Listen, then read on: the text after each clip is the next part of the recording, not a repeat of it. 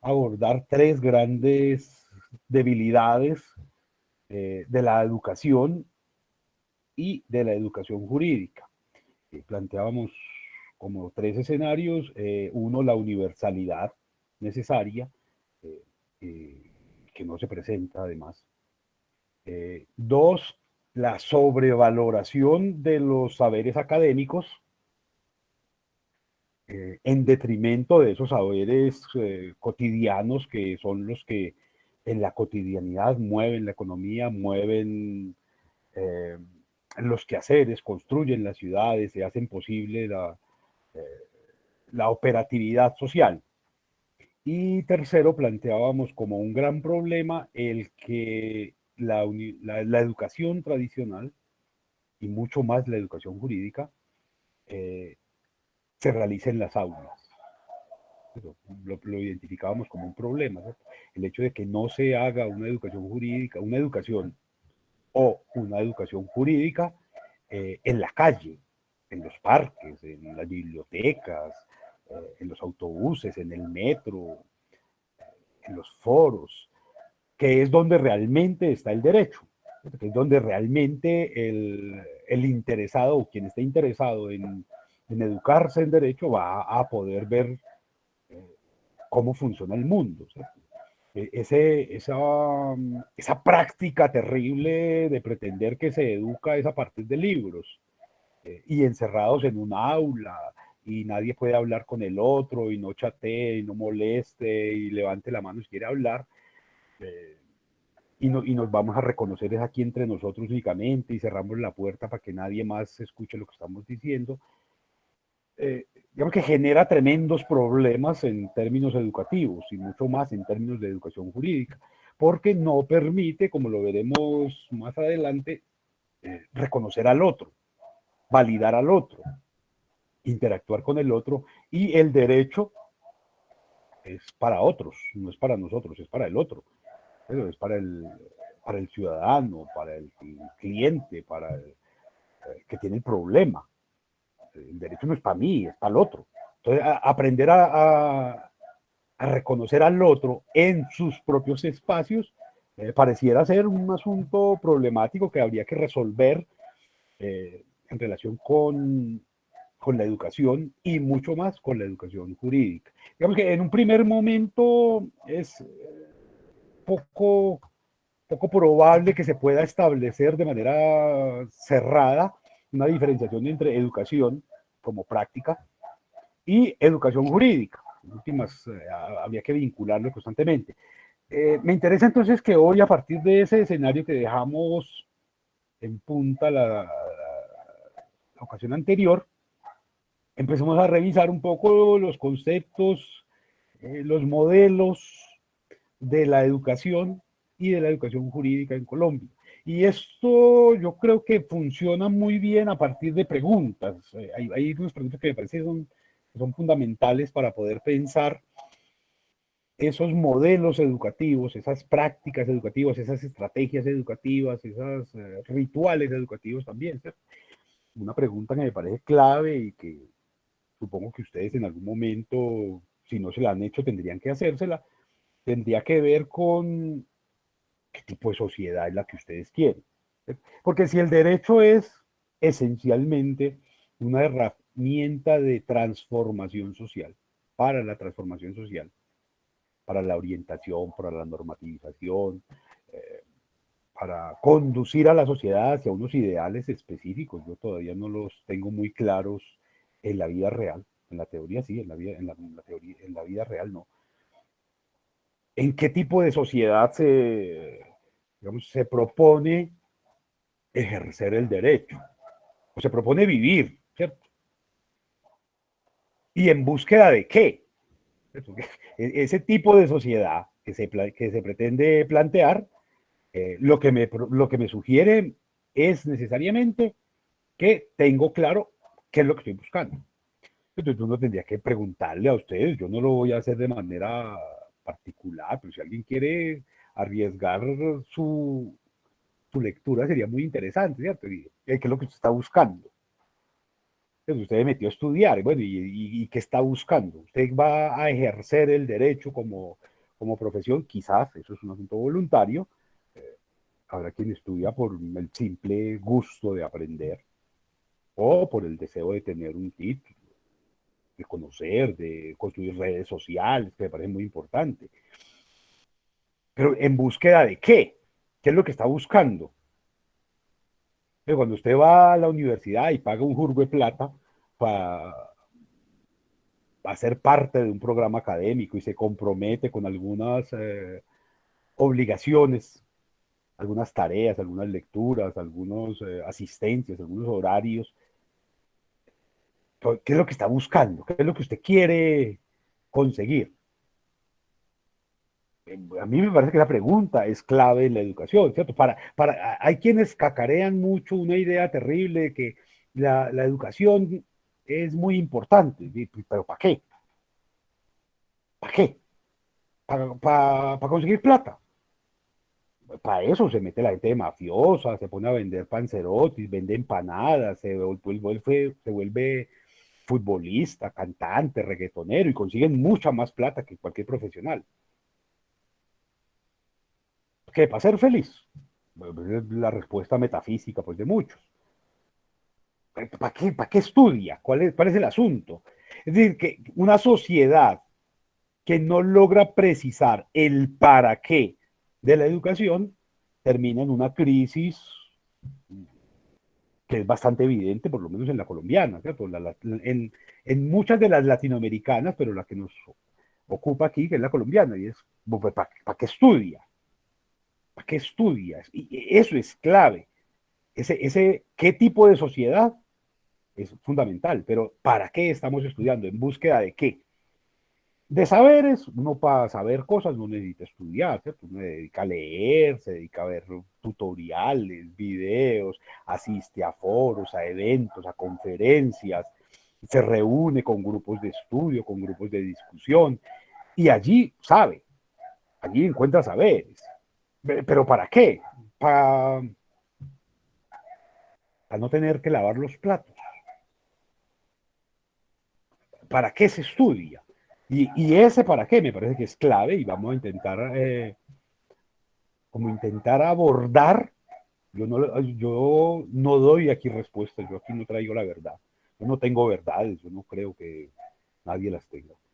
Y el que las tenga es un farsante. Eh, ¿Qué valores definen esa sociedad y ese tipo de educación? ¿Cuáles son los valores que los representan o que se supone que los representan a ustedes eh, como estudiantes de derecho? ¿Cuáles son los valores? ¿Cuáles son esos tipos de valores? Uno podría pensar en valores como la justicia, el respeto, la tolerancia, la inclusión, y esos valores los representan ustedes como estudiantes. La dedicación, el compromiso, no sé. Yo creo que cada uno de ustedes tendría que hacerse por lo menos esas preguntas. Aquí nos van a interesar y vamos a intentar como resolverlas. Entonces, vamos a ver cómo, desde lo que yo propongo, desde mi propuesta, la educación debe cumplir con algunas características que me parecen básicas. Y es que todo sistema educativo, sin importar el nivel de guardería, de párvulos, de primaria, de básica, secundaria, educación media, o de educación pregrado, técnica o tecnológica, o de maestría, de especialización, de doctorado, de postdoctorado, toda la educación tendría que ser analítica y propositiva. Es decir, tendría que fundarse en una actitud de análisis constante, en la que se desprecie la verdad, en la que no se esté buscando verdades, sino que se estén analizando enunciados. Porque el intentar defender verdades nos convierte en sectas, nos convierte necesariamente en iglesia. Entre la universidad y la iglesia hay una diferencia grandísima que tiene que ver con el cerebro. Pero la iglesia se hace a punta de corazón, a punta de fe, a punta de alma, de espíritu. Pues la universidad se hace a punta de cerebro, a punta de ideas, a punta de cabeza. Y en ese sentido, la educación tendría que ser analítica y propositiva. Y por lo tanto, tendría que generar responsabilidades y capacidad de decisión. Es decir, uno tendría que, en un modelo ideal, educarse para la responsabilidad, para asumir responsabilidades. Esto no para disfrutar de privilegios solamente, sino para, bueno, asumamos responsabilidades. Yo soy abogado, como abogado tengo una serie de privilegios. Claro, tiene muchos privilegios. ¿Quién dice que no? Los tiene. Y yo no estaría jamás en contra de ellos. Pero más que nada tendría responsabilidades. ¿Cierto? Tendría que responsabilidades en tanto que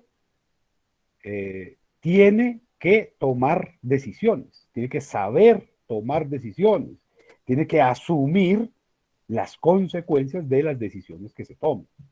Entonces, digamos que allí lo que tendríamos en ese asunto, la educación analítica, propositiva, responsable y para las decisiones, necesariamente es una educación desde la reflexión, una educación que necesariamente esté en todos los escenarios y a cada momento pensándose, que no esté repitiendo himnos, que no esté repitiendo cantos, que no esté repitiendo códigos, que no esté repitiendo oraciones, sino que esté reflexionando, esto que está pasando, este momento, este contexto, este problema, este autor, esta teoría, este concepto, esta metodología, este fenómeno, ¿qué nos dice?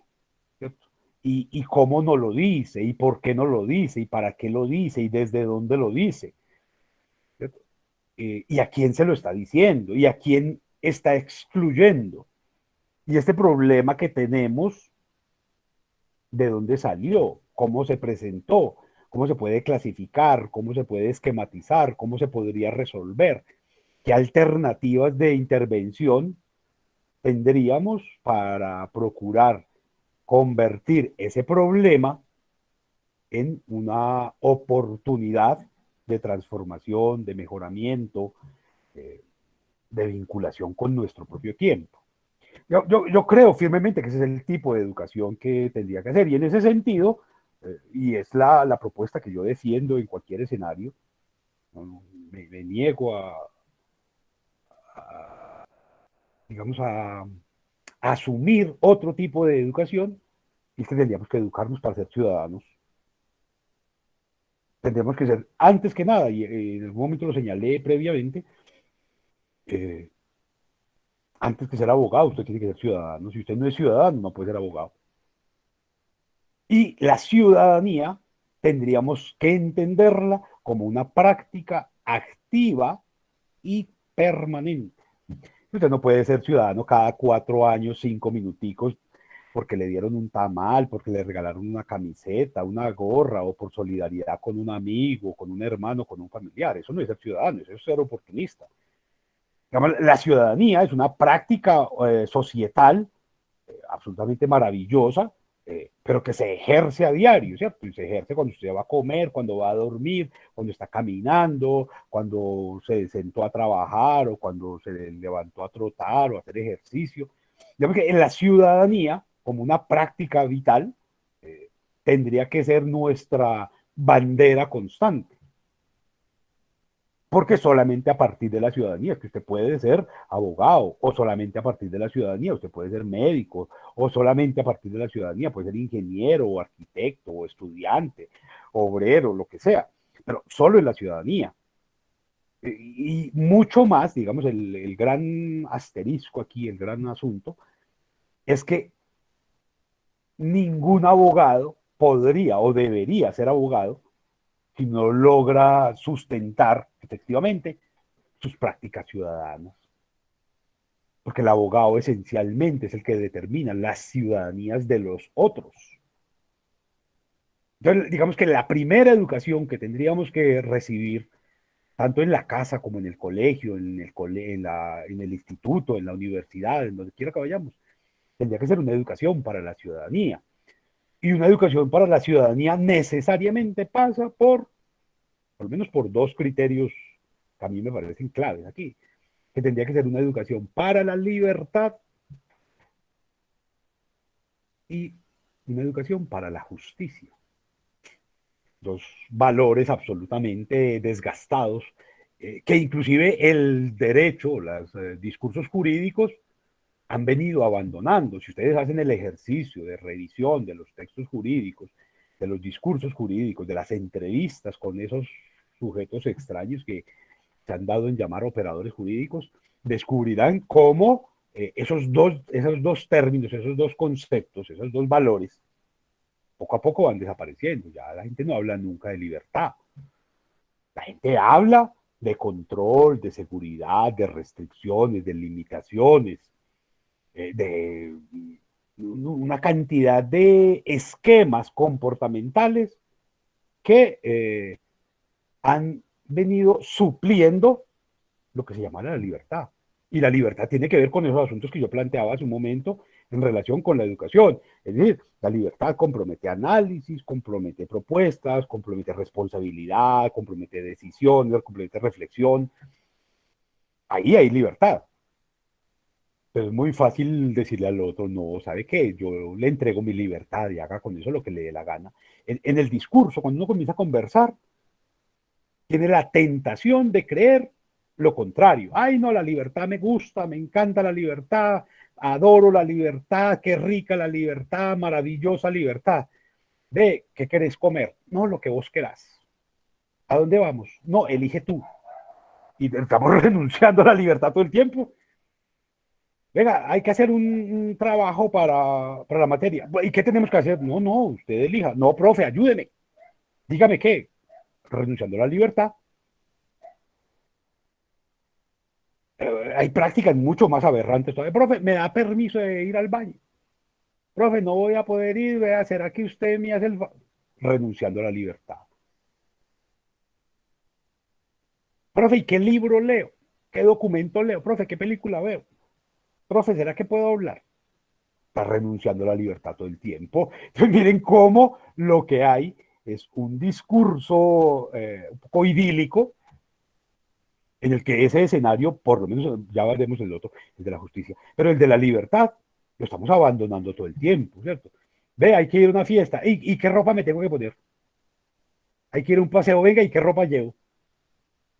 Y estamos pidiéndole al otro permiso a toda hora, autorización a toda hora, eh, concepto a toda hora.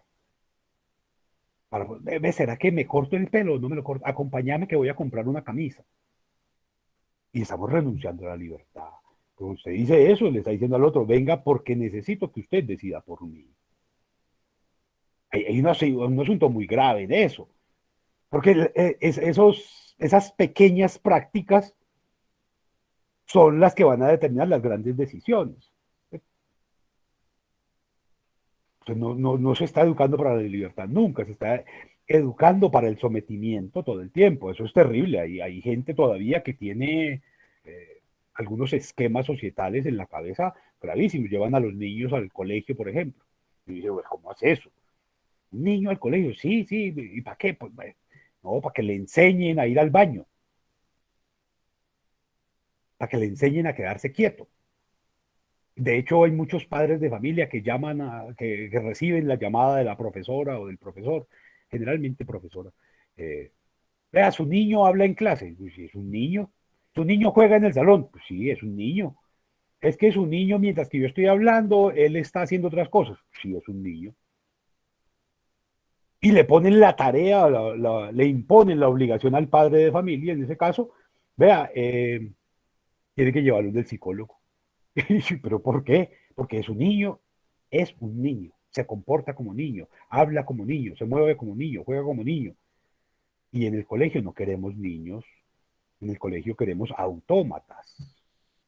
Esos muchachitos que lleguen y se queden callados y miren serios y tracen siempre las líneas siguiendo los puntos y coloreen siempre por dentro de la raya. ¿Y para qué todo eso? ¿Y la libertad qué?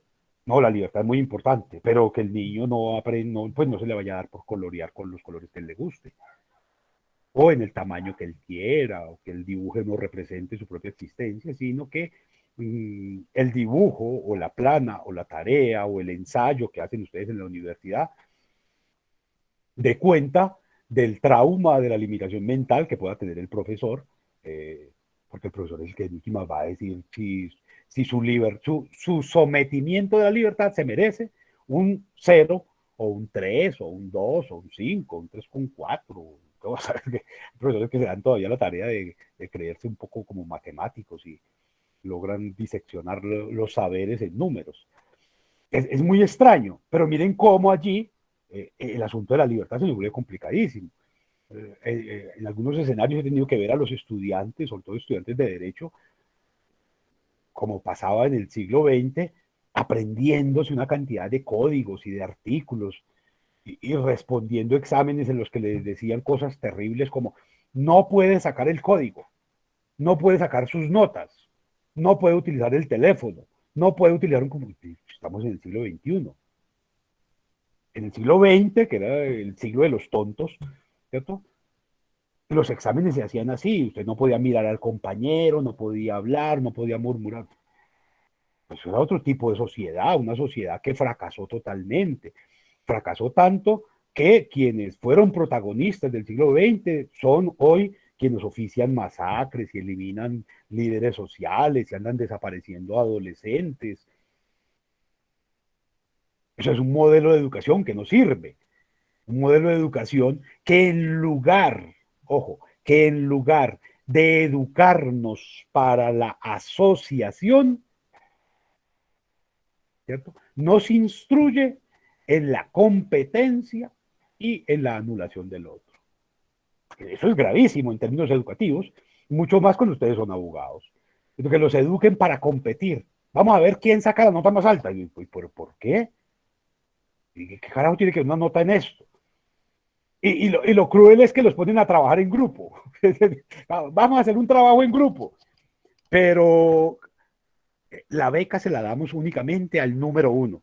¿Y para qué los ponen a trabajar en grupo entonces si van después a hacerles trampa porque solamente es para uno el premio?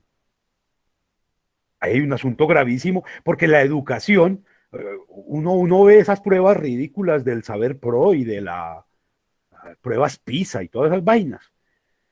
Y son ridículas porque le dicen a usted, vea, una de estas cuatro es la verdad. Y yo, ¿cómo así? Ya hay verdades. En derecho hay verdades. Ve, pues toda la carrera de derecho, lo que se fomenta, se supone, es una idea en la cual para el derecho no existen los conceptos. Eso era un asunto por allá de Kelsen, que sí creía en los conceptos en el siglo XX, sino que existen las nociones. Pues no hay un concepto de libertad, hay una noción de libertad, hay una noción de justicia, hay una noción de sociedad, hay una noción, y son nociones, ustedes lo deben saber mejor que yo, pues igual aquí lo repetimos, aquellas ideas que se van enriqueciendo, que se van adaptando a las nuevas condiciones y a las nuevas posibilidades. Entonces, una noción de derecho es muy maravilloso, una noción de derecho. ¿Por qué? Porque el derecho todo el tiempo se está enriqueciendo. Una noción de género, una noción de mujer, una noción de sexualidad. Porque todo el tiempo se está enriqueciendo, se enriquece de las tecnologías, de las nuevas construcciones, de las elaboraciones, de las reflexiones. Entonces nadie puede venir a decir aquí, no, que libertad es. No podría decir tal vez que libertad también es. Pero en el derecho no hay conceptos, hay nociones. Un concepto, para que entiendan por qué en el derecho no hay noción, no hay conceptos sino nociones. Un concepto, ángulo recto. Ángulo recto es aquel que tiene 90 grados en geometría, una L mayúscula. Es un ángulo recto. Vea, y eso ha sido lo mismo hoy que hace 5.000 años o hace 3.000 y va a ser lo mismo dentro de 2.000 años. No cambia. Esto es un concepto. No cambia, no se transforma, no se modifica, no se altera. Que es que ya existen las aplicaciones y que ya existen los computadores. No importa, ángulo recto es ángulo recto. Ya.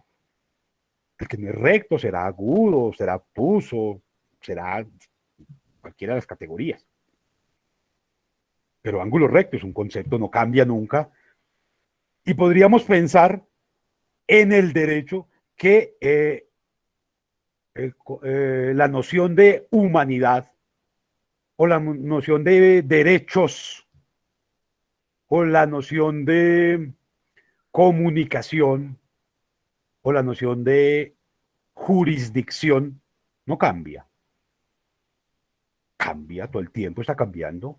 ¿Cuál es la jurisdicción hoy que se puede perfectamente tomar la declaración virtual? Un tipo está preso por allá en Estados Unidos y el juez se conecta en Internet y a él lo conectan allá en Internet y le preguntan y responde. Ese tipo está dentro de la jurisdicción, está en Estados Unidos, está en otro país inclusive. Y esa entrevista es totalmente válida desde la legalidad. ¿Cómo así? En la presencialidad eso no era posible. En la virtualidad lo es. Este ejercicio que estamos haciendo aquí. Ustedes, Manuela, Laura, Isabel, Jenny, Julián, Carlos, que están aquí, Diana, que están conectados. Ustedes, no, yo estoy estudiando. Ah, sí, ¿dónde está estudiando? En Sabaneta. Ah, bien. ¿Y qué estás haciendo el viernes a las 8:30?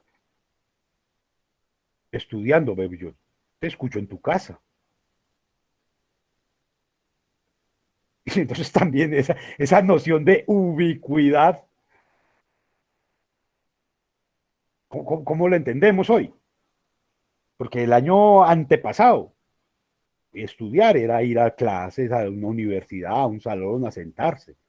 Pero hoy ustedes están allá en la comodidad de su casa, o en la oficina, o en la biblioteca, o en el bar, donde quiera que estén escuchando estas disertaciones. Yo mismo estoy en mi casa. Estoy trabajando. ¿Viste dónde trabajo? En la universidad. Pues yo no voy a salir de la casa. Y ahí la noción cambió. Por eso es tan interesante pensarlo en términos de esas libertades y de esa justicia como los dos grandes apuntaladores de la educación. Si usted no se educó para la ciudadanía, no puede entender esto, no puede entenderlo, porque solamente un ciudadano puede entender estas transformaciones que necesariamente merecen reflexión, análisis, responsabilidad y capacidad propositiva. Entonces, digamos que el primer gran asunto es ese, es una educación ciudadana que permita después formar abogados, educación jurídica, necesariamente tendría que estar fundada en la libertad. La libertad. Y libertad significa, entre otras cosas, que usted elige qué lee, cómo lo lee, dónde lo lee, cuándo lo lee, desde dónde lo lee. Entonces, es medio tonto pretender que yo les voy a decir a ustedes, vean, lean este documento. Todos van a leer el mismo documento y van a terminar pensando igual a mí. Pues eso es tonto, eso funciona, eso se pretendió que funcionara y fracasó. Terminó convirtiéndose en un escenario absurdo que uno lo ve en los pasillos de las muchas universidades. Y es que los profesores quieren que los estudiantes sean como ellos, y repitan como ellos, y digan como ellos, y piensen como ellos, y hablen como ellos. Y no, piense lo que le dé la gana, pero piénselo argumentadamente, es decir, piénselo con responsabilidad. Hágase cargo cuáles son sus prejuicios, con qué prejuicios está usted leyendo. Con que, bueno, si la gente ya ni siquiera lee, pero digamos que por lo menos en el sentido tradicional, porque ahora leemos de otras maneras. Pero, por ahí me encontré un profesor en estos días que le exige a los estudiantes que lleven el código a clase. Y yo, pero ¿cómo así? Si los códigos ya están en el teléfono a toda hora, en las tablets, en el celular, ¿para qué tienen que...? No, pero para que lo sientan en la mano. Un código en la mano no tiene ningún sentido. Pues usted puede consultarlo. ¿Y dónde quedó la libertad? ¿Y dónde quedó la posibilidad de vincularnos con el siglo XXI? Si esa educación jurídica tradicional, la del siglo XX, sirviera para algo, hubiera sido tan efectiva como cacarean los profesores, seguramente las sociedades tendrían niveles de impunidad mucho menores. Tendrían formas organizativos, códigos, marcos normativos mucho más adecuados y mucho más en contexto, mucho más responsables, mucho más respetuosos. Pero la gran prueba de que fracasan es que aquí todavía siguen imponiendo como una norma que todo el mundo tiene que usar tapabocas. Y yo digo, ¿para qué? Sí, que es que la ley dice que es que la norma. ¿Y eso para qué sirve? A ver, no, la norma dice. Pero eso sirve para algo. O sea, ya los estudios han demostrado que eso no sirve para nada. ¿Y para qué un tapabocas cuando usted se monta en el metro abarrotado a las 7 de la mañana? ¿Para qué tapabocas? Y entonces allí lo que hay es una imposición que no ha sido reflexionada, que no ha sido analizada, que es la misma que hace el profesor cuando pretende que todos deben responder a la primera pregunta, B a la pregunta número 7, C a la pregunta número 2. Pero y es que esa es la única verdad posible. No hay un desafío constante cada vez más en pleno siglo XXI a que los estudiantes y a que los seres humanos en general, no solamente los estudiantes, en lugar de estar repitiendo cosas, las interpreten. No es más maravilloso cuando de 10 estudiantes que leen un documento, lo que obtenemos son 10 lecturas diferentes y no una sola. Pues una única lectura es la que piden en la iglesia. Que le dicen, vea, al salmo respondemos y todo el mundo tiene que responder la misma bobada. O como el profesor, llega y lee la bobada, la lee o se la pone a leer a alguien, y después el profesor, no sabemos desde dónde, se para y dice, vea, el texto lo que dice es esto. Los estudiantes no son idiotas.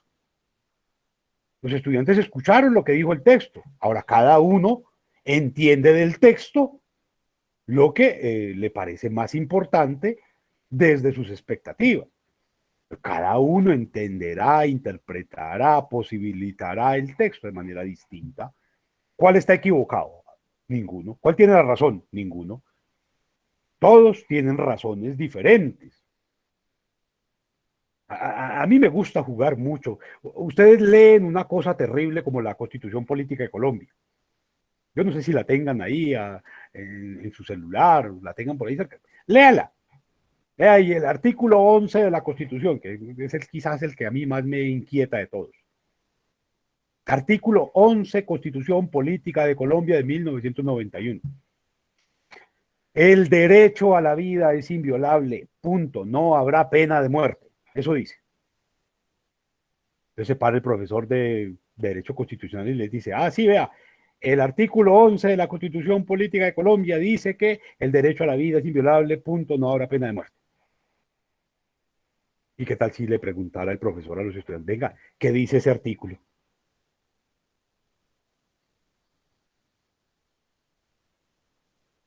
¿Cuál será la respuesta correcta? Repetir lo que dice el artículo, eso es una bobada, eso no sirve para nada. El derecho a la vida, ¿qué es inviolable? ¿Qué dice ese artículo de la vida?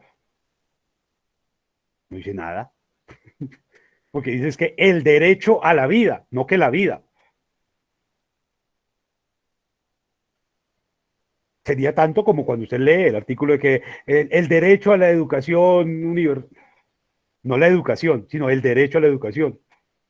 O que el derecho a tener vivienda, no la vivienda. O que el derecho a un trabajo, no el trabajo. Pero hay que hacer ejercicios interpretativos, venga. Y en ese artículo 11, el derecho a la vida es inviolable, punto, no habrá pena de muerte. ¿A quién se refiere? Al perro, al gato, a la vaca, al marrano, al pájaro, al río, a la montaña. No sabemos. Para tratar de saberlo, lea el artículo 10. No, no sirve. El 9 tampoco. El 8 menos. El 7 tampoco. El 6 no. El 5 tampoco. El 4 menos. El 3 el 2 el 1 ninguno. Ningún artículo de esos le sirve para precisar cuál es el sentido de ese artículo 11. Porque ninguno de esos artículos le dice a usted que es para los seres humanos. A usted le toca que adivinarlo. Y es que la ley se puede adivinar. Le toca intuirlo. Y es que los códigos son para que se intuyan. Los códigos son códigos en tanto que son explícitos. ¿Cuántas veces existe la palabra humano, humano, en la Constitución Política de Colombia? Pues se supone que la Constitución Política es para seres humanos. Se supone, pues yo no lo sabría. Pero yo por allá en el artículo 12 es eso. Nadie será sometido a tratos ni penas crueles o inhumanas. Ahí, venga, ¿y qué es humano? No sabemos.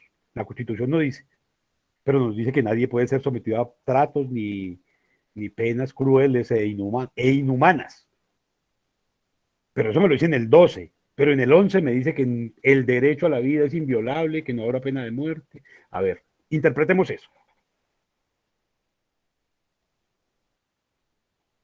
¿A qué la libertad si no es para pensar? Ah, bueno, entonces podemos poner otro ejemplo que quizás sea más bonito para ustedes. Ustedes ya están en los últimos espacios de construcción de su carrera profesional como abogados. Venga, ¿qué es justicia? ¿Qué es justicia? Pues si ustedes van a salir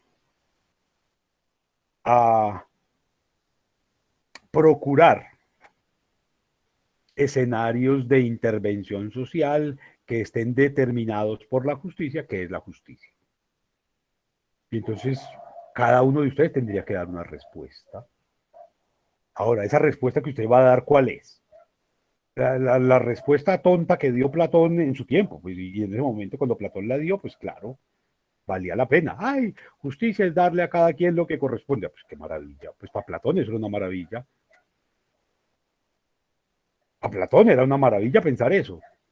Justicia es darle a cada quien lo que corresponde. Ah, vale. A Platón funcionaba. Hace casi 5.000 años funcionaba. Hoy, ¿qué es justicia? Porque ustedes ya se van a graduar de derecho, ya tendrían que tener una idea construida. Pero ¿será que acaso, pues yo no lo sé, yo estoy especulando aquí, en esa práctica constante por estar repitiendo lo que dicen los profesores, ustedes se han dado la oportunidad de pensar por ustedes mismos el derecho? ¿Qué es justicia? Darle a cada quien lo que corresponde. ¿Qué le corresponde al esclavo? Juguete, látigo, trabajo. Ya. Eso será justo, cascarle a un esclavo. De hecho, será justo que haya esclavos, que es justicia. Y creo que la pregunta es totalmente pertinente aquí. Si tendríamos que buscar modelos educativos para la ciudadanía y la ciudadanía solo puede existir en tanto libertades, porque el que no tenga libertad no es ciudadano. Vaya, mira un preso y el preso es lo primero que le quitan.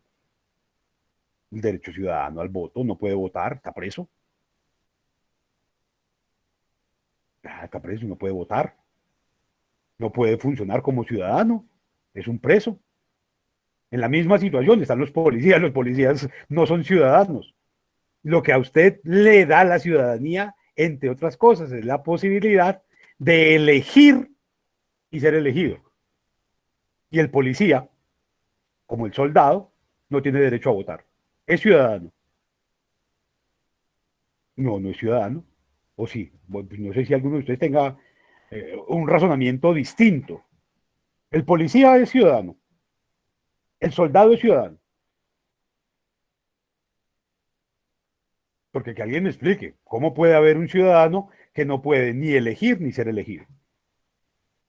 Si se supone que los sistemas democráticos, que son aquellos en los que tiene sentido la ciudadanía, tanto como el derecho, solamente en la democracia, Entonces la policía o los policías y los militares que no pueden votar son ciudadanos. Ya eso ustedes me imagino que lo discutieron en sus clases con los maestros del derecho, los abogados que les dan clases. Pues son preguntas lógicas que le van surgiendo a uno en ese sentido. Entonces vamos a ver, esa educación para la ciudadanía que les planteo como necesaria, como base necesaria para poder llegar a la educación jurídica, tiene esos dos preceptos básicos, justicia y libertad, o libertad y justicia, en el orden que usted quiera.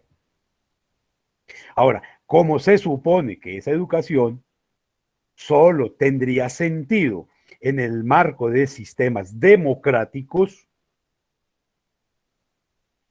El sistema democrático se fundamenta, entre otras cosas, muchas cosas, en esa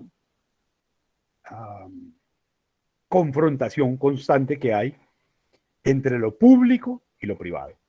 En la democracia funciona así. Hay asuntos que son públicos, los poderes públicos, por ejemplo, el parque público, la calle, el parque, la plaza de mercado, lo público y lo privado. Esa contraste constante que hay entre lo público y lo privado. Tratamos de llevarlo entonces a la educación. Es decir, en las democracias siempre hay asuntos que son públicos, la res pública, la cosa pública, y otros que son privados. Entonces, llevémoslo a la educación. ¿Cómo funciona? ¿Cuál es la equivalencia que existe entre la educación pública y la educación privada en un escenario, por ejemplo, como este colombiano? Y eso creo que hay que entenderlo también, ¿cierto? O sea, ¿será que las universidades o los colegios o las guarderías o los institutos públicos son equivalentes en relación con su función, con sus posibilidades, con lo privado? ¿Será que estudiar en un colegio público le genera las mismas posibilidades, las mismas oportunidades a un ciudadano que estudiar en un colegio privado? Pues yo no sé si ustedes que estudian en Unisabaneta tengan las mismas oportunidades como abogados que alguien que se gradúe de la Javeriana o que se gradúe del CES o de la, vamos a ver, de AFID, de los Andes, del Rosario. Entonces, yo les invito a que hagan un ejercicio simple, revisen un poco esos cargos de responsabilidad pública en manos de quienes están en este país. Miren a ver de dónde son egresados los ministros, los presidentes, eh, y uno se los encuentra, ve, todos son de privadas. Pues bueno, no sé si todos, habrá excepciones, pero la inmensa mayoría son de universidades privadas, de esos que llaman de gama alta, y que pagan 20 millones de pesos por semestre. ¿Y dónde están los de las universidades privadas de gama baja o los de las universidades públicas? ¿Qué están haciendo? ¿Cuánto están ganando? Y ahí creo que la pregunta por la educación y por la educación jurídica se nos vuelve fundamental. Ese asunto de lo público y lo privado, ¿cómo está? ¿Qué tanta calidad tiene la educación pública? Tendría que ser la mejor porque es la que sale de mis bolsillos, es la que sale de sus bolsillos, la que sale de sus impuestos. Tendría que ser la mejor. Y lo es. Uno lo puede extrapolar también a la salud si quiere, a la vivienda también, digamos a todos los bienes y servicios. Venga, lo público tiene esa connotación de calidad que debería, por ser pública. O esa connotación de calidad aquí, después de la Constitución del 91, se la otorgamos fue a lo privado. Y lo privado en distintas esferas, ¿cierto? Porque no es lo mismo estudiar en una universidad como los Andes, como la Javeriana, ¿cierto? Que una universidad de garaje, aunque se supone que las dos universidades tienen que cumplir con unos principios de calidad determinados por un ministerio. Entonces, no, vea, que es que el certificado de que cumple con todos los parámetros de calidad eh, tiene que ser avalado por el ministerio, por unos pares y por unas evaluaciones que le hacen. Y entonces, bueno, listo. Cuando todas consiguieron eso, se inventaron otra vaina rara, que la acreditación. Como que ser estudiante de una universidad acreditada es mejor que ser estudiante de una universidad no acreditada. ¿Y por qué? Porque si todas cumplen con las condiciones de calidad del ministerio. ¿Qué es lo que determinará eso? ¿Será que en las universidades como los Andes utilizan códigos penales y constitucionales y todos esos códigos raros que ustedes utilizan, distintos a los que ustedes? No, son los mismos códigos, tienen los mismos artículos, las mismas páginas, los mismos libros, utilizan el mismo Internet inclusive. ¿Qué pasa entonces? ¿Cuál es la diferencia entre lo público y lo privado que hace que lo privado tenga una connotación de más relevancia, de más importancia frente a lo público? Pues yo mismo en muchas ocasiones he dado eh, clases en universidades de acreditación de máxima calidad y simultáneamente en otras que no lo son. Y mis clases son siempre, pues las preparo, cuido que estén bien argumentadas, que el trato siempre sea de libertad, de coherencia con los estudiantes. Pero ¿por qué los de la pública tienen ese estigma de que es que no, es que los de la pública son revoltosos y con quién y contra quién se protesta? Y que es que los de la pública son desordenados, y que es que los de la pública, pues no sé, yo voy a las universidades de acreditación máxima y también veo gente jugando cartas en las mesas y jugando, y eso es parte de la universidad. Yo no digo que no tiene que hacerse, porque ahí es donde está la universidad realmente, en las cafeterías, en los pasillos, en las plazoletas, en las bibliotecas, en las salas de cómputo. Pero ¿cómo establecemos esa diferenciación entre lo público y lo privado entonces? Y estigmatizamos lo público.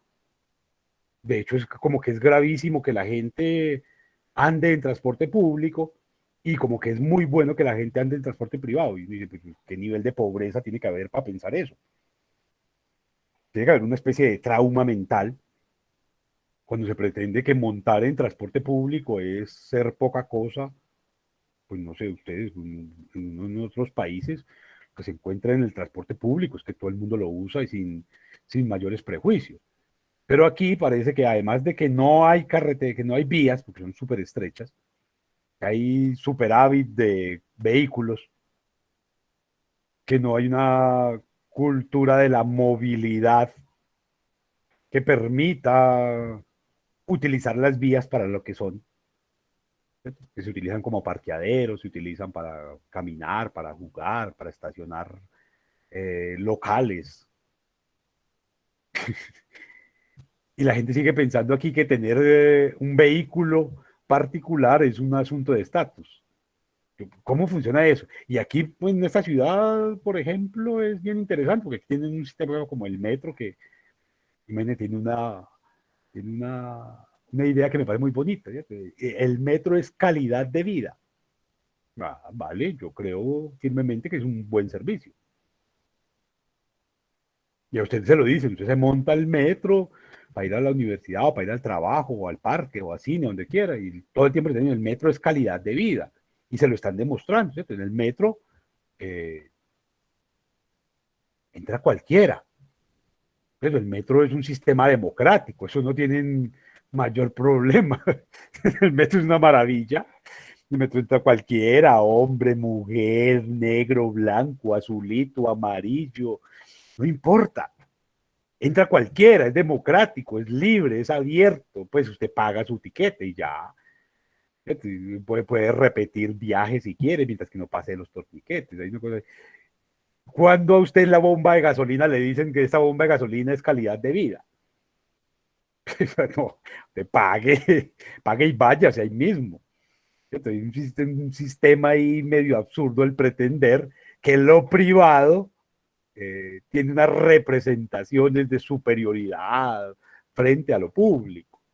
Entonces, hay una especie de complejo que lo que me está contando todo el tiempo es que no hemos sido educados para la ciudadanía, porque una ciudadanía fuerte, una ciudadanía clara, una ciudadanía inteligente, lo que más valora por encima de todo es lo público, porque eso es de todos, porque todos nos vamos a servir de ella, todos nos vamos a servir del parque, todos nos vamos a servir de la calle, de la vía, del poste de la luz, del alumbrado, pues es público, todos tendríamos que cuidarlo, todos tendríamos que valorarlo. Claro, cuando usted como ciudadano lo tratan como, como mendigo, usted aprende a comportarse como los mendigos, es decir, a toda hora a la defensiva, a toda hora suplicando, a toda hora con conductas por fuera de lo que consideramos la dignidad humana, los mendigos. ¿Cierto? Duermen en la calle, aguantan frío, tienen unas prácticas de relacionamiento bastante complicadas, porque así los tratan, ¿cierto? Con mezquindad, con, con, con poquedad. Son mendigos, no entienden de ciudadanías. Claro, cuando usted al ciudadano lo trata como es un mendigo, se comporta como eso, y es muy fácil, miren a ver cuáles son los espacios públicos que hay en estas ciudades. Y con estas ciudades me refiero a cualquiera en el país. ¿Dónde están los espacios públicos? Entonces, ¿cuáles son los espacios públicos que hay en Medellín, por ejemplo? Para utilizar un escenario que no es común. ¿Cuáles son los espacios públicos que hay? ¿Realmente hay espacios públicos? Y uno ve unas plazoleticas que dan asco, que son absolutamente inapropiadas para la cantidad de gente que hay aquí. Váyase para Ecuador, para Perú, para Bolivia, para Brasil, para Argentina, para Estados Unidos, para Canadá, para Europa. Y allá va a entender lo que son los espacios públicos. Es un parque aquí abajo, como el Parque de Marte, por ejemplo. Dice, carajo, un parque al que le cabe 1 millón de personas. Eso es un parque público. Tal vez el único espacio medio público que puede haber en este país está en Bogotá y se llama Parque Simón Bolívar. Es un lote gigantesco abandonado ahí, que a veces lo utilizan para conciertos ahí de rock al parque y de jazz al parque y de cosas al parque. Que, y en ese momento que van a hacer ese tipo de cosas, inclusive los privatizan, los encierran, los encadenan, les ponen policías con caballos y con perros. ¿Y dónde está lo público entonces? ¿Aquí acaso las vías públicas son para la gente? ¿Son para la ciudadanía? No.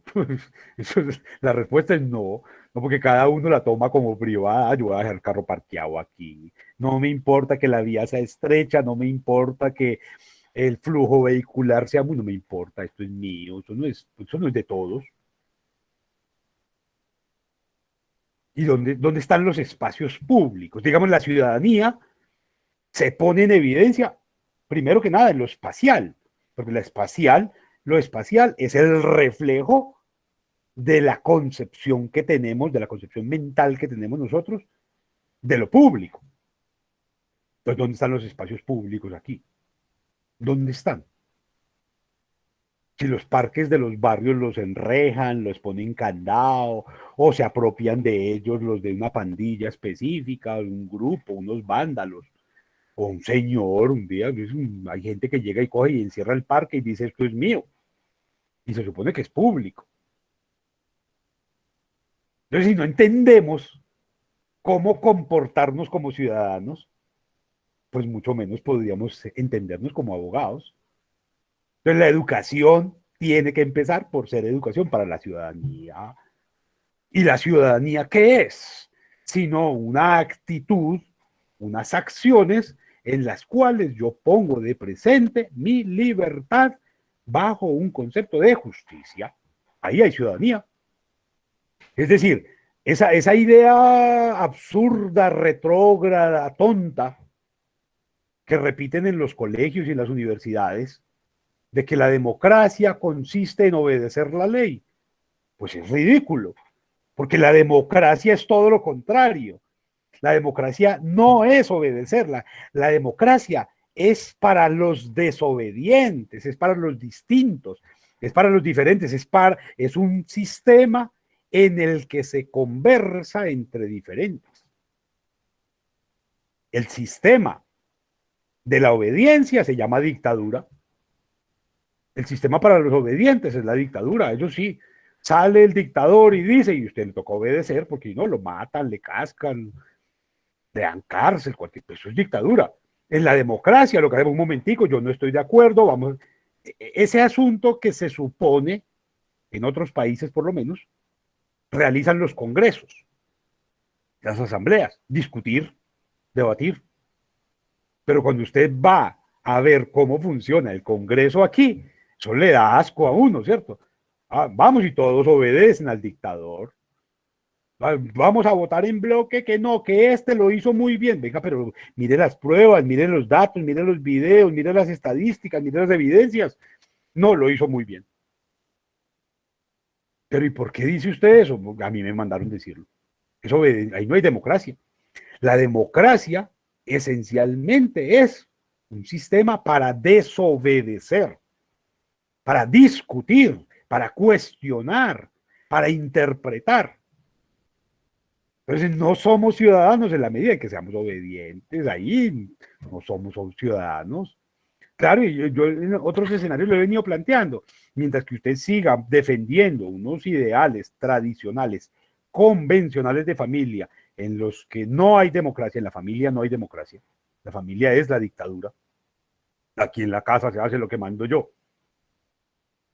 Usted estudia lo que le diga yo. Usted tiene que hacer esto. Usted me hace el favor y no sale. No hable con este.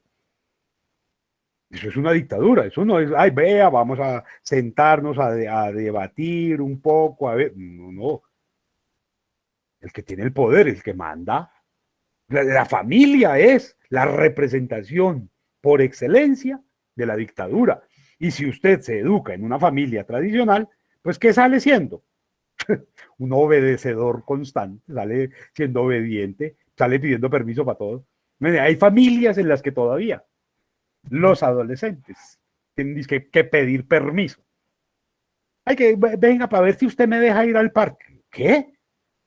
En una democracia eso no pasa. En una democracia usted notifica, voy al parque.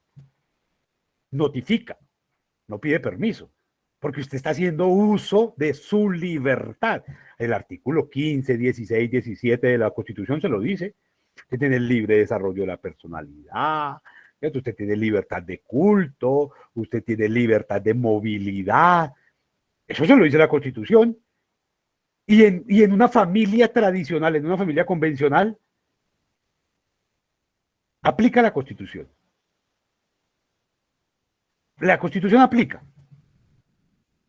Pensemos a ver si dentro de la familia tradicional, de la familia convencional, la Constitución tiene lugar. ¿Usted tiene libertad de culto? No, a usted le toca creer en lo que le obligaron allá. Usted está liberado de tratos crueles e inhumanos. No, a usted lo tratan como le da la gana. Además, usted ni siquiera su nombre lo escogió usted. A usted le pusieron un nombre, le tocó aguantárselo. Usted tiene que dormir allá, es su cuarto. Esa es su cobija.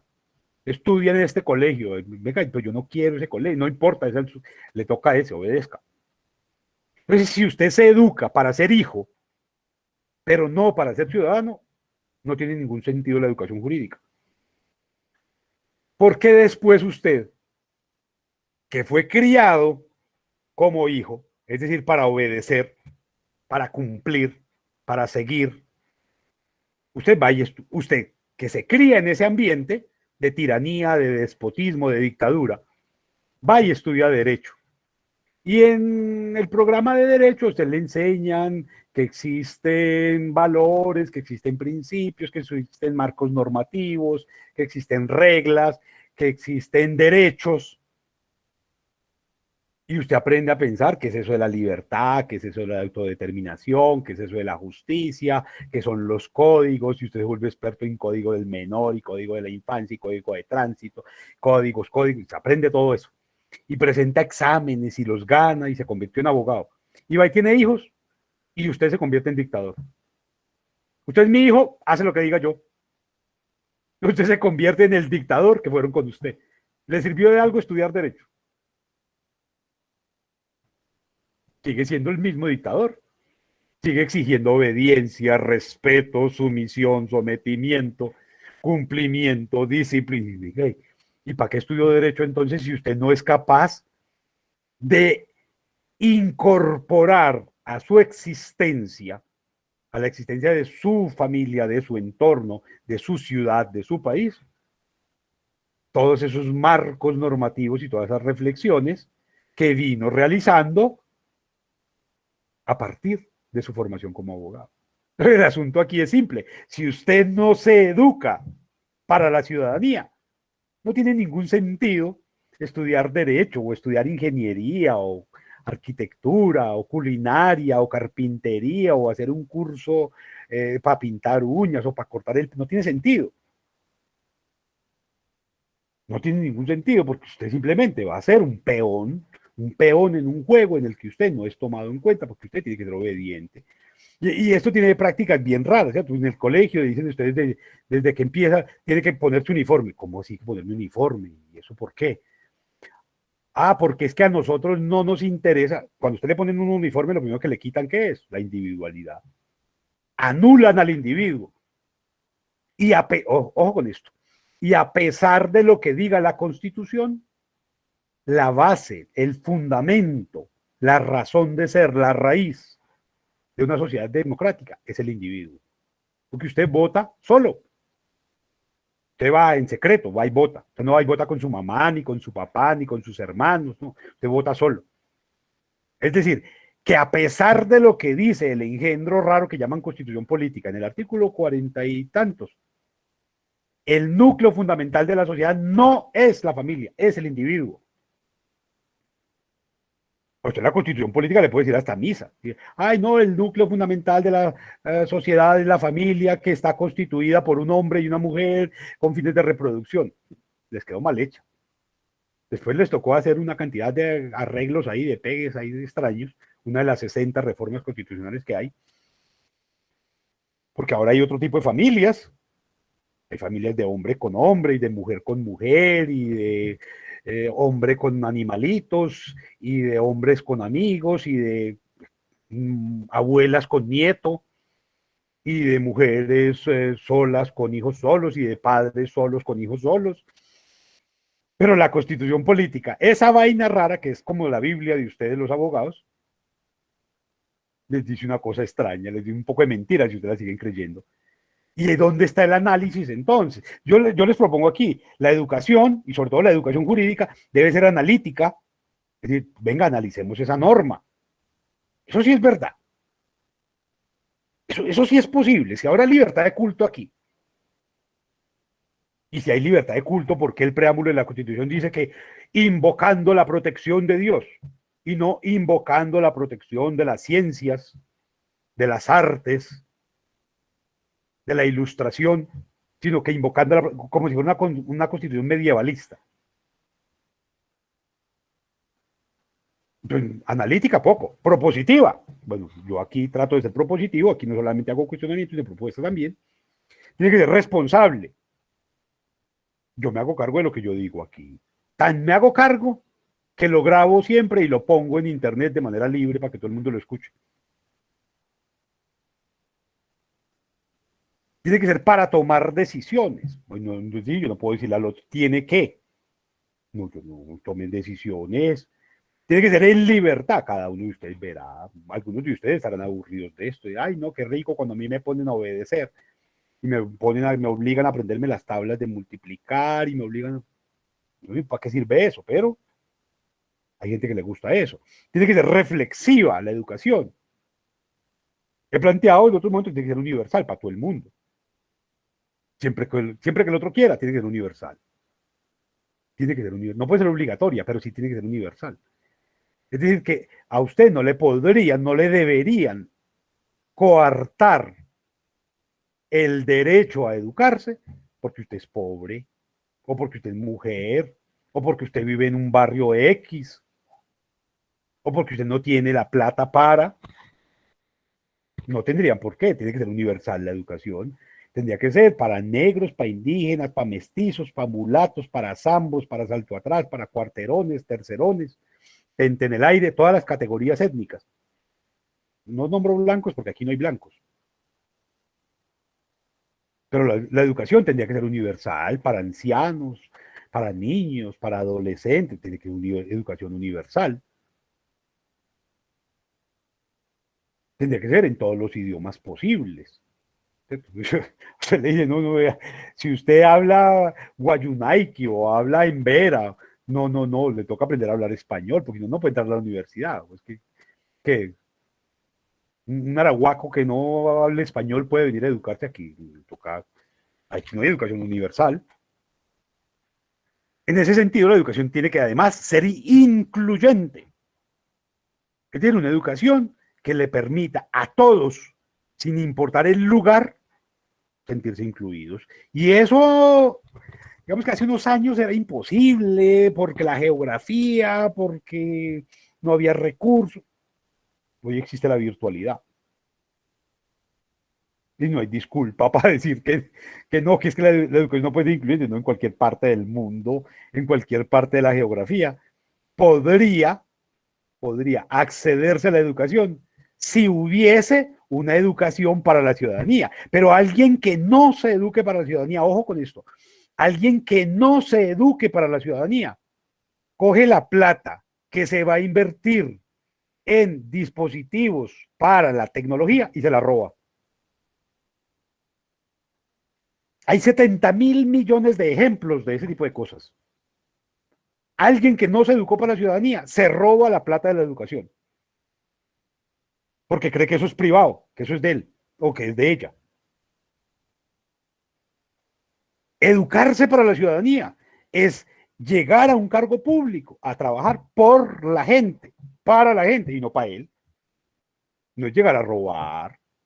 Eso no es, lo que nos está diciendo eso es, no hay educación para la ciudadanía. Y es terrible cuando alguien que no se educa para la ciudadanía termina graduándose de Derecho de una, por ejemplo, universidad como la Sergio Arboleda, por ejemplo. No se educó para la ciudadanía, terminó graduándose de Derecho allá, haciendo maestría allá, termina de presidente y termina acabando con el país y legitimando una cantidad de cosas para los privados. Ahí hay un asunto grave. Porque lo que me está diciendo es, no que no estudió derecho, se graduó. De hecho, sabe 2 o 3 artículos, sabe un poco cómo funciona la estructura del Estado, pero nunca es ciudadano, nunca se comporta como ciudadano. Y ahí creo que hay un problema en términos de educación jurídica. Si no empezamos por educar al sujeto, al ser humano, a la persona, como ciudadano, en la ciudadanía, terminamos reproduciendo un modelo que es una barbaridad, que es una cosa terrible. Ese modelo que les planteo en el que se educa no para la asociación, sino para anular al otro. Entonces cada uno de ustedes está ahí viendo, yo qué voy a hacer de tarea, de trabajo para que me califiquen, y empieza a competir con el otro en lugar de, hey, venga, asociémonos. Vamos a coger un problema de la educación jurídica y vamos a desarrollarlo entre todos desde distintas visiones y vamos a generar un producto que a todos nos beneficie y que sea original y que sea propio y que sea en contexto. No, no, porque yo tengo que sacarme 5 y voy a hacer todo lo posible para que los demás saquen 1. Porque no nos educan desde la guardería. No, no, no, con sus colores. No coja los colores de su compañerito. No pida prestado. No hable. No pida. Venga, ¿y por qué no nos educamos para asociarnos? Venga, usted es muy fuerte, Manuela, en este tema. Laura es muy buena manejando dispositivos. Isabel tiene unas estrategias buenísimas. Asociémonos las 3 y vamos a sacar un mejor producto. No, cada una de manera independiente. Como, ¿qué sentido tiene eso? En la vida real, cuando usted sale a trabajar, pasa eso, ¿qué? La vida real, usted sale y contrata abogado, contrata secretaria, contrata aseador, mensajero, contrata un poco se asocia. Es más, usted forma una sociedad de abogados, ¿no? Uno de laboral, uno de penal, uno de administrativo, uno de público, uno constitucional, y esa asociación, pues resulta más efectiva que trabajar solo. Pero nos están educando para eso. Vamos a hacer un trabajo en grupo, hágale usted, yo le pago. Eso no es trabajar en asociación, en asociatividad. Entonces es generar mafias, eso es generar una cantidad de problemas. Entonces, digamos que vamos encontrando una cantidad de asuntos que seguramente la próxima semana lo podremos desarrollar mucho mejor, y que tienen que ver con esa incapacidad en la educación, y sobre todo en la educación jurídica, para entender que la educación es para nosotros, no para mí. Y usted no se educa para usted se educa para los demás. Usted se educa para los otros. Nosotros nos educamos para los otros. Pero a los otros los vemos como un monstruo. Entonces tenemos que, no, en este curso vamos a ver quiénes son hombres y quiénes son mujeres. Y ya, separamos. Vamos a ver qué estrato tienen. Vamos a ver quiénes tienen carro y quiénes no. Vamos a ver quiénes trabajan y quiénes no. Y estamos separando a la gente en lugar de unirla. Quiénes son de derecho y quiénes son de ingeniería y quiénes son de administración. Y los de derecho, ¿con quiénes hablan? Con los de derecho. ¿Y con quién caminan? Con los de derecho. ¿Y con quién van y se toman un café o una cerveza? Con los de derecho. Venga, ¿y usted cuándo va a empezar a entender que la universidad es los otros?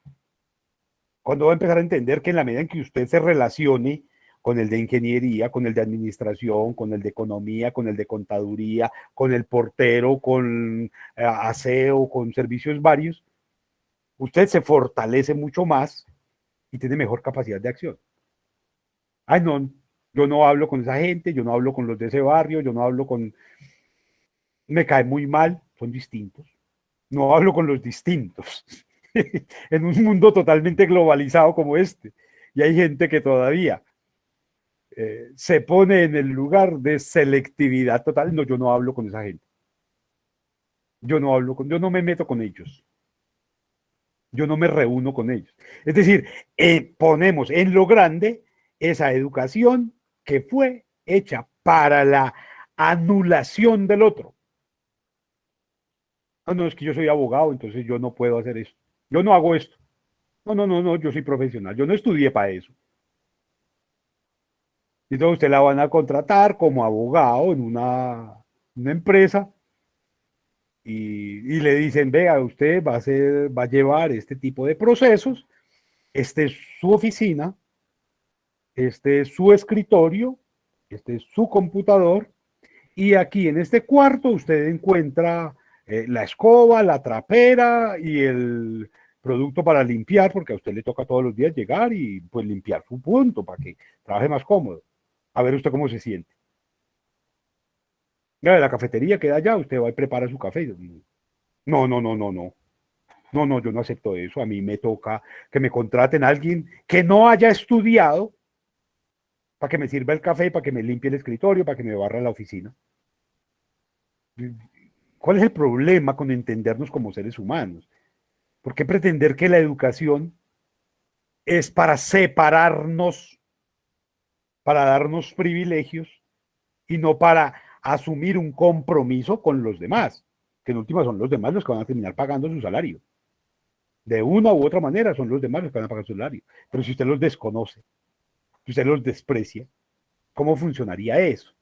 Entonces, yo creo que esa educación para la democracia, esa educación para la ciudadanía, sí se nos vuelve fundamental. Si lo que queremos es lograr transformar, entendernos como seres humanos, tendremos que educarnos para la ciudadanía. Porque solamente en la ciudadanía se pueden gestionar esas acciones, esas actividades, esas instituciones y esas ideas, desde las cuales no solamente me respetan a mí, sino yo encuentro marcos de acción más efectivos para enrumbar la sociedad en la que me muevo hacia escenarios un poco más incluyentes, más responsables, más respetuosos, más libres, más justos. Digamos, yo no puedo entender la educación de otra manera distinta que a partir de unas bases eh, absolutamente de ciudadanía, en el marco de democracias. O sea, yo soy en eso, tengo radicalidad total. La democracia se fundamenta únicamente en la ciudadanía. El resto son mafias. El resto son y en la mafia no hay ciudadanía, no hay democracia. Pues en la mafia, ¿quién manda? Hay el padrino allá, el Corleone, el Escobar, el malo. Entonces, cuando entendemos que las sociedades, que las ciudadanías no tienen sentido, simplemente estamos cayendo en ese tipo de sociedades. Bien, yo aquí guardaré silencio para escuchar sus ideas, sus apreciaciones, sus inquietudes, sus dudas o sus objeciones, por supuesto.